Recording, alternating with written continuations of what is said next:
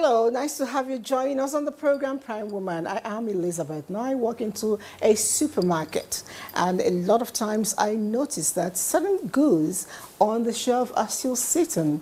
Nobody's asking after them. Nobody is taking them off the shelf. And I kept thinking about it and I wondered until I stumbled on a quote by someone, Steve Jobs.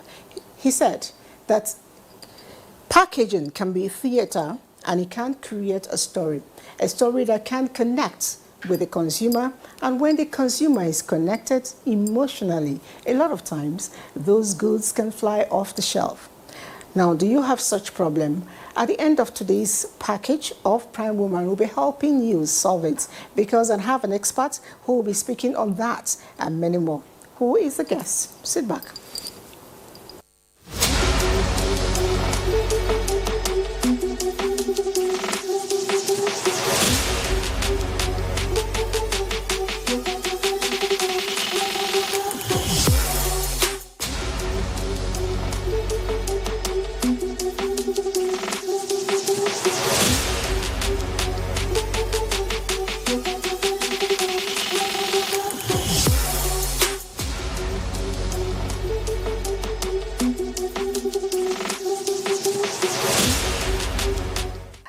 Now you're taking a little bit of peep into what my guest today is packaged. She's a whole lot of things, lawyer turned this, she's done that. I'm wondering, how did you get into agriculture in the first place? First and foremost, I studied law at the University of Maiduguri. So I've lived all my life in the north, from Zamfara, where I was born. You're Igbo, born in Oka, and you were born in Zamfara. And you went to University of Maiduguri. Incidentally, your Igbo is fluent, much more fluent than a lot of people I know. I want to greet you in your dialect, okay, precisely. Yeah. I got it right? Kedi Kimel. Okay, Kedi Kimel. Ademumma. So I need to know much more about this childhood because you exude a lot of knowledge with a language you never really interacted with. Okay, so my grandfather grew up in the north, and my father lived in the north almost all his adult life. We were all giving birth to in the north. Then Sokoto and Zamfara was the capital of Sokoto State, and we have spent all our life. I have spent all my life, my siblings and I, in the north. So we lived in the north up until 1989 when we moved to Abuja. I went to University of Maiduguri and then went to law school in Buari.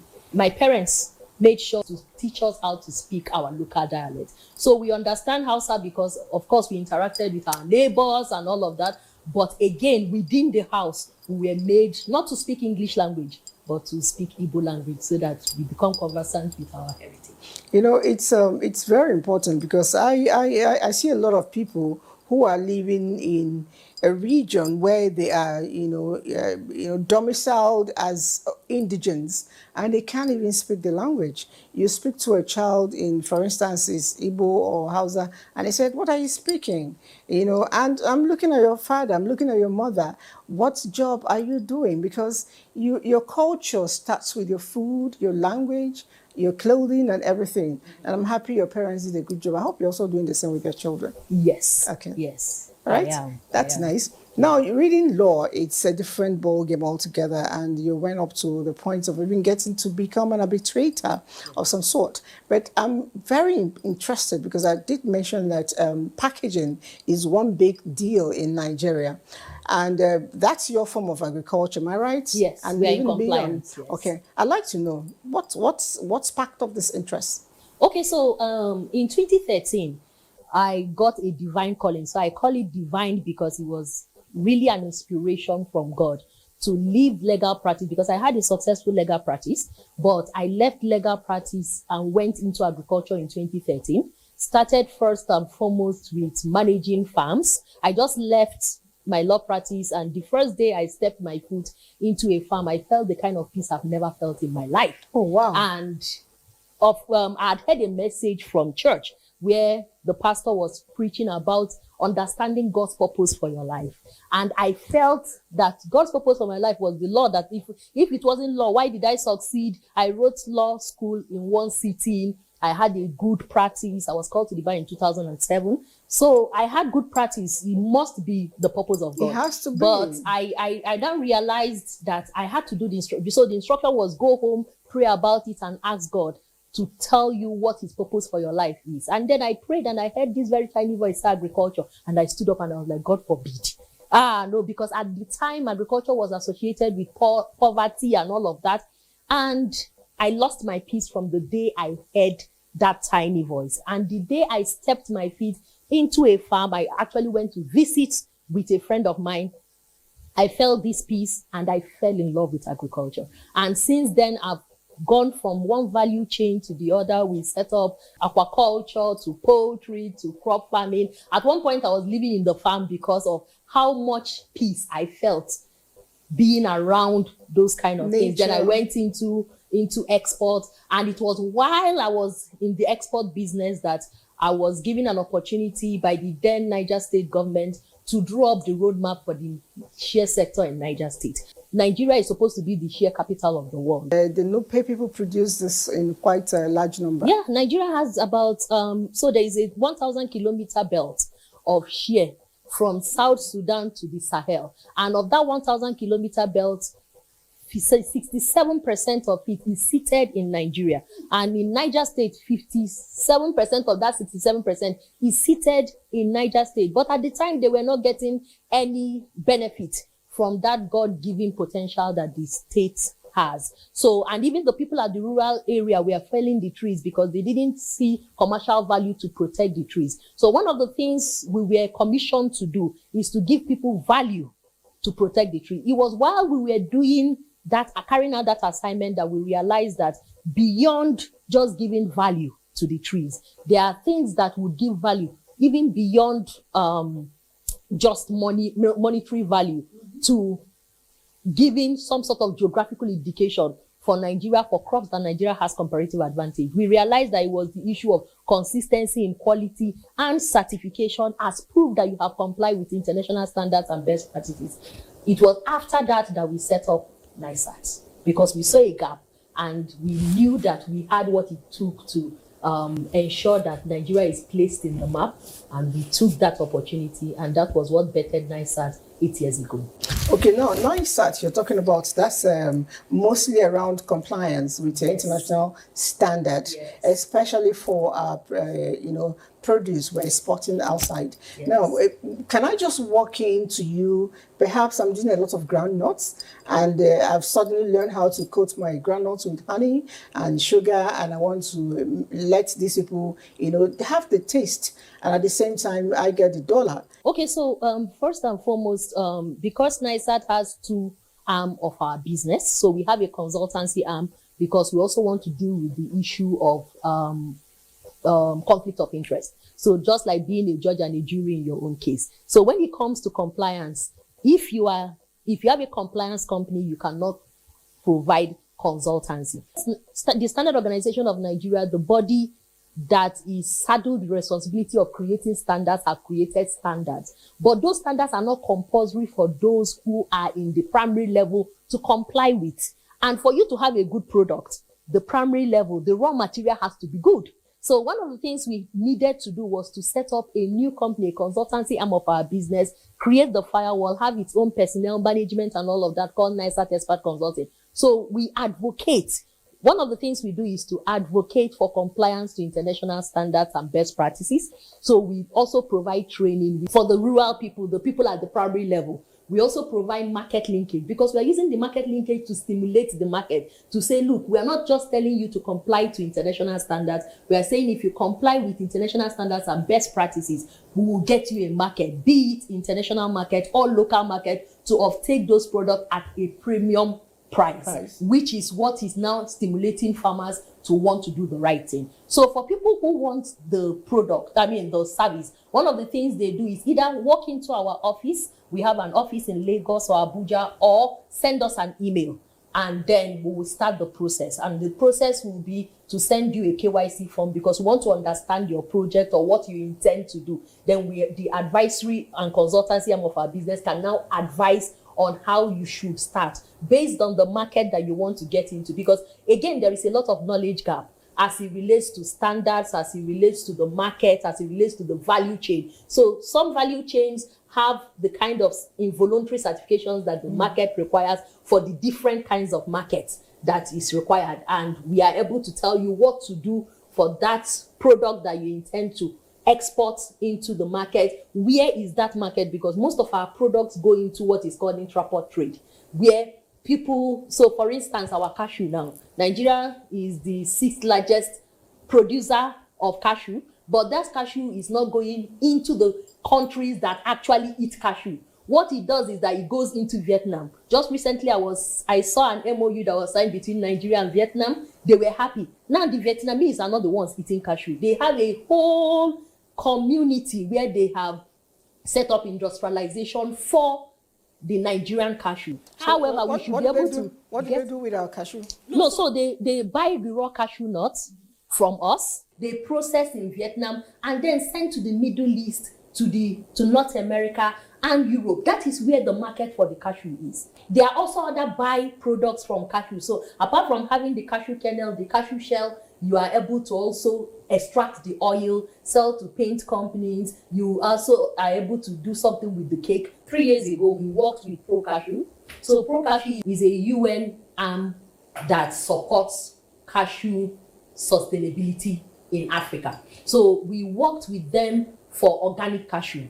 And then the beneficiary is one processing facility in Ibafo that processes 50 metric tons of cashew every day. So before then, there was no organic cashew from Nigeria. So what we did was to go into these communities and find farmers who own these plantations, train them on the organic management of their plantations, and then certify the plantations as organic. So for the past 2 years, this company has been able to export organic cashew kernel, not the raw nuts, the kernel into Belgium. Okay. Being the first ever since export business started in Nigeria. What that has done is that the farmers who are within their value chain get a premium, 10% more than what the local market price and of is course, for we their use products. the refugees we get out of it. Now, with the free trade in Africa, are you assisting the farmers to cash in to have maximum benefits as well? With the free trade, I mean, exporting their goods and services within Africa. Yes, one of the things that we have also done is to advocate, especially for small businesses where they have SMEs who are interested in partaking in the Intra-African Free Trade Area Agreement. We tell them, look, you have beautiful stories on how you produce this product. Can you put those stories on your product so that it appeals to people and it will give you some sort of value, give that product some sort of value proposition why they should pick your product as against same product on the shelves of different Some people actually relate to the story and it connects. Do you also speak on the need for appealing packages? Okay, so when it comes to compliance with international standards, the kind of packaging, there's also specification in terms of the kind of packaging materials that can be used. You have to look for biodegradable paper bags that can be used. The labeling has to be in compliance with international standards. So when you are able to put this product in good packaging, because that is what the international standard requires, and then the labeling, you will be able to compete anywhere in the world. Okay, it's necessary. If you want to take a step forward, you get to find out where you're putting your leg, what are the requirements. But I'm just wondering, do you still miss your legal practice? Okay, so remember, lawyers are social engineers. So you are taught about. Yes. I don't want to go there. We are social engineers, so we thrive anywhere we are found. And because I'm in the compliance space, I like the way you change almost it. The word that is coming to me is different from what you're saying. But go ahead. Yeah. So lawyers are social engineers, and I am in the compliance space. Compliance has to do with regulations. So I am still practicing law, but I'm practicing agricultural law. I am not just doing litigation anymore. And I'd like to take you back a little bit. For all that you have told us, even though you said it's a divine call, and we know that when it's divine, it comes with a lot of ease. But at the same time, we know that we are both Christians. Christ was sent on a divine mission, but he still had a lot of challenges. So I'm sure you had your challenges. So what are the challenges like? There were a lot. I don't want to know. A whole lot of challenges that would have made me stop. But for every time I thought of stopping, I had this push. Agriculture is going to be the next big thing. That is what I kept hearing. And for people who have been with me long enough in this journey, I tell them agriculture is going to be the next big thing. One of the problems that we had was the issue of information. Unfortunately, even the people who are supposed to have those information did not have the information. Some government agencies also saw us as competitors.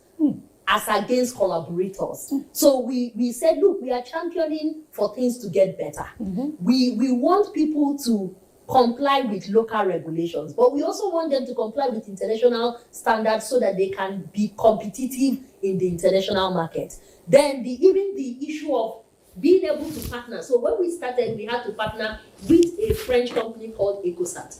To be able to even get Ecosat to work with us, it took us close to a year and proof that we wanted to make it different. For us, it was a passion. So for every time we had a hurdle, we said, look, it's either that we had no other option. It's either we are going or we are going. If there is a wall, we either bounce, stay on that wall or break it down so that we can move forward. And COVID also helped because post-COVID, a lot of things changed. The government of the United States, for instance, brought what would be referred to as the Food Safety Modernization Act. And within that Food Safety Modernization Act, there is a foreign suppliers verification program. So initially, before COVID, you could only all you required was register with FDA. But now they are saying, even though you have registered with FDA, you must comply with food safety standards, just like the people who are within the US producing comply with food safety standards. Same with Dubai. Other countries, started making their food safety policy stricter, and consumers began to demand for different kinds of certification. There have been a lot of boosts for organic. So a lot of people want to be able to export, and the consumers are demanding for people who want to eat organic products, don't want just assertion. Because if you have organic on your product and you do not have a third party that has been accredited to certify that you have fulfilled all the protocol in the regulation and give you certificate as proof of compliance, it's the mere assertion. You can't even export it into countries that have their own regulation where consumers will buy it at a premium. So that has now also helped us, because when people try to export, they will say, okay, you know what? In fact, the supplier or the buyer, the off-taker, will be asking for those certificates, and they will be forced to actually come and obtain certificates. Now, that puts you on a very... If I find opportunity to speak to people, for me, that is relaxation. As I'm speaking to you, I'm relaxed because I'm trying to provide solutions to whatever, and I feel more relaxed when I'm able to solve your problem by providing solutions, be it verbal solutions and all of that. That for me is relaxation. Okay, so I'll take it a bit higher, but let me quickly take a break. I'll be right back. Don't go away.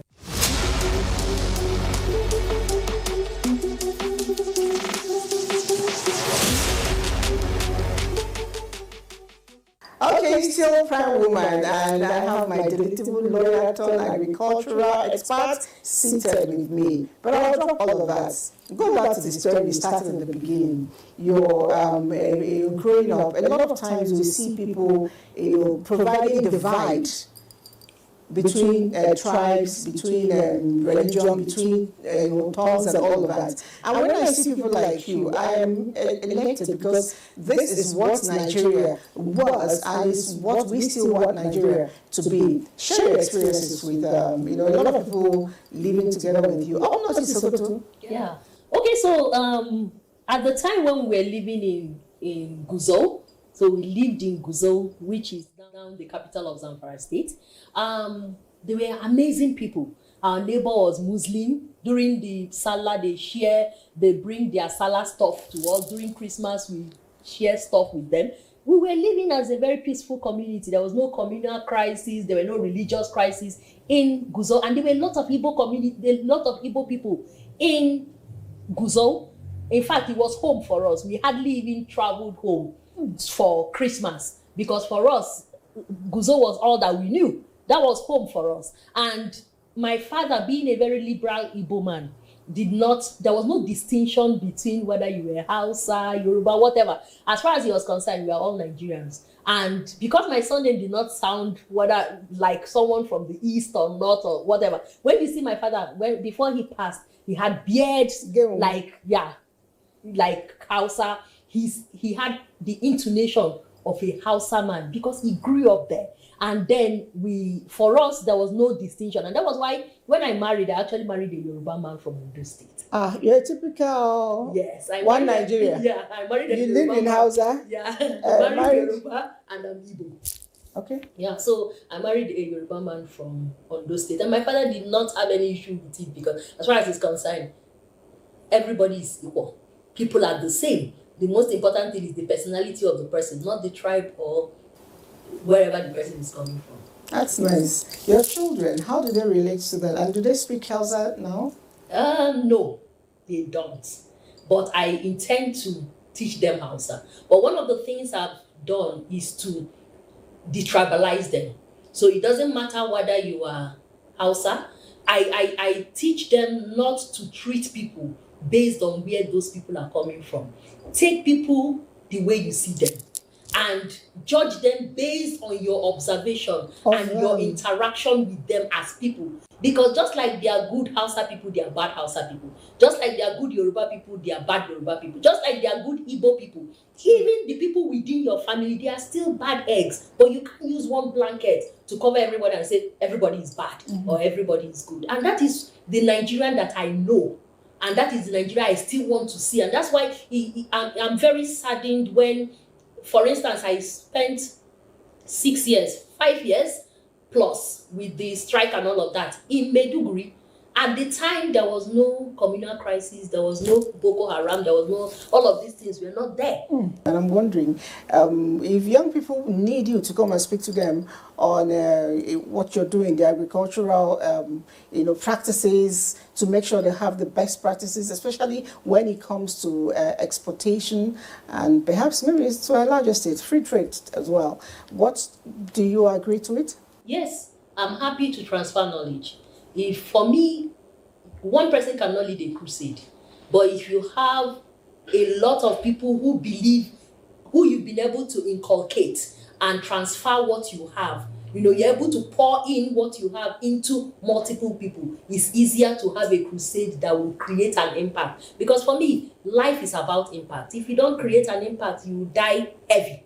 But if you create an impact, you actually die. When it's time to die, you die very empty. Very light. Yes. Actually, now I know that it's actually true that you had a call because this is agro-evangelism.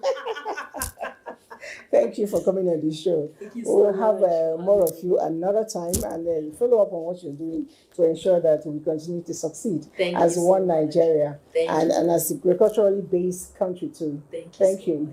We've been having this lovely time with barrister, agro-evangelist. Annabel Kamuche.